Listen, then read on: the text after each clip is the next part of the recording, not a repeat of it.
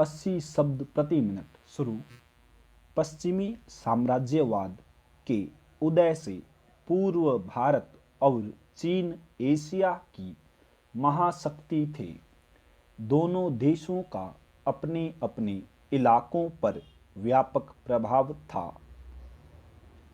भारत और चीन दोनों ने लगभग एक साथ साम्राज्यवादी शासन से मुक्ति पाई। जहां भारत ने लोकतंत्र को वास्तविक रूप से अपनाया, वहीं चीन में लोकतंत्र का स्वरूप नाम मात्र दिखाई देता है। चीन और भारत दो परस्पर बड़े पड़ोसी देश हैं।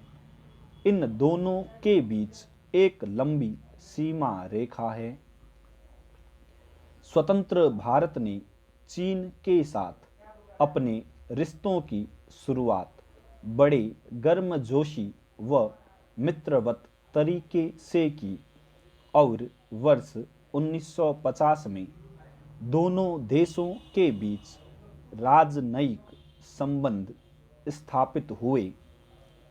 भारत ने अंतर्राष्ट्रीय पहल पर चीन का सहयोग किया।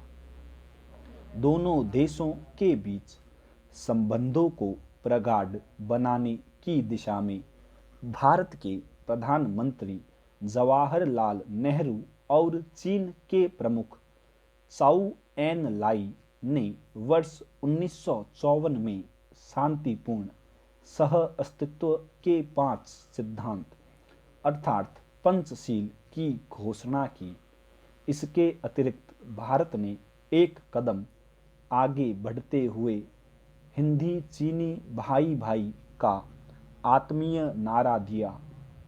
आगे चलकर दोनों देशों के बीच जम्मू कश्मीर और अरुणाचल प्रदेश तत्कालीन नेफा या उत्तर पूर्वी सीमांत के कुछ क्षेत्रों को लेकर सीमा विवाद, चीन द्वारा तिब्बत पर कब्जा, तिब्बती धार्मिक नेता दलाई लामा को भारत द्वारा शरण दिया जाना, आतंकवाद, परमाणु हथियार, वन बेल्ट वन रोड, चीन पाकिस्तान इकोनॉमिक कॉरिडोर व वर्तमान डोकलाम विवाद आदि दोनों देशों के बीच विवाद और आपसी तनाव के प्रमुख कारण रहे हैं। 1 अप्रैल 2017 को इन राजनयिक संबंधों के 67 वर्ष पूरे हो गए। इन 67 वर्षों के दौरान भारत और चीन के संबंधों में अनेक बार अस्थिरता आई। चीन भारत का पड़ोसी होने के बावजूद अपनी हड़प नीति और विश्व महाशक्ति बनने की महत्वाकांक्षा के कारण हमेशा से भारत के लिए मुश्किलें ही खड़ी करता रहा है। भारत चीन संबंधों में तनाव का कारण। सीमा विवाद चीन के वर्ष 1962 में जम्मू कश्मीर में लद्दाख वाले हिस्से के अक्साई चीन और अरुणाचल के कुछ हिस्सों को लेकर आक्रमण करने से दोनों देशों के बीच संबंधों में खटास आई। दोनों देशों के सीमा विवाद की स्थिति अंग्रेजों द्वारा निर्धारित सीमा को चीन द्वारा न मानने से उत्पन्न हुई, जबकि भारत का कहना है कि सीमा रेखा का मुद्दा अंग्रेजी शासन के समय ही सुलझाया जा चुका है। चीन का तिब्बत पर कब्जा और दलाई लामा का भारत में शरण लेना। चीन ने वर्ष 1950 में तिब्बत पर नियंत्रण कर लिया, जिसका अधिकांश तिब्बती लोगों ने विरोध किया।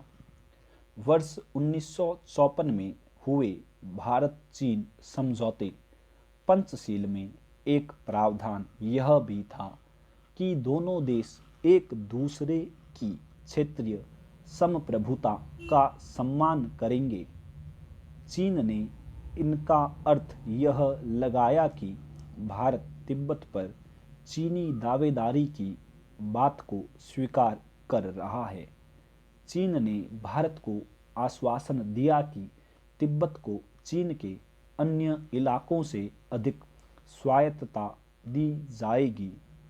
वर्ष 1958 में चीनी आधिपत्य के विरुद्ध तिब्बत में विद्रोह होने के पश्चात तिब्बती धार्मिक नेता दलाई लामा ने भारत में शरण ले ली, जिसका चीन ने भारत पर विरोध जताया और भारत पर आरोप लगाया कि भारत तिब्बत क्षेत्र में विद्रोह को हवा दे रहा है।